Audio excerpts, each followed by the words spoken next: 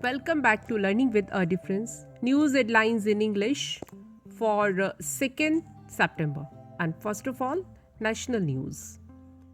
Caste census divided India, bloc political resolution dropped. The worst is behind us in Manipur, Assam Rifles, Director General.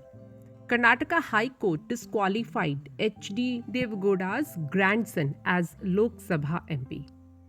Aditya L1 Sun mission payload to send 1440 images per day, scientists said.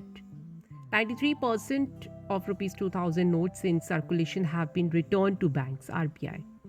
Prepping for another India-made aircraft carrier, Navy's big announcement.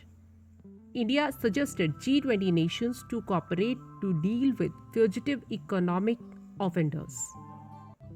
130,000 security personnel anti-drone systems to defend Delhi during G20.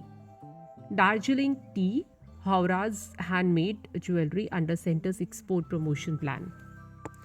Aditya L1, an important launch, will take 125 days to reach, ISRO chief. Delhi High Court declared holiday on September 8 in view of G20 summit. 450 paramilitary personnel trained to drive VIP cars for G20 summit. And now some international news. Russian ambassadors invited to Nobel Prize ceremony drew criticism. Cops sacked for playing piano as protesters broke into Sri Lanka president's house. Data theft espionage to cost Germany $224 billion in 2023, a survey said. Russia's Luna 25 probe left 10-meter wide crater on moon after crash. NASA. Petrol diesel prices in crisis hit Pakistan, crossed rupees 300 mark. Now sports news. Neeraj Chopra made a brilliant comeback to finish second in the Zurich Diamond League on Friday.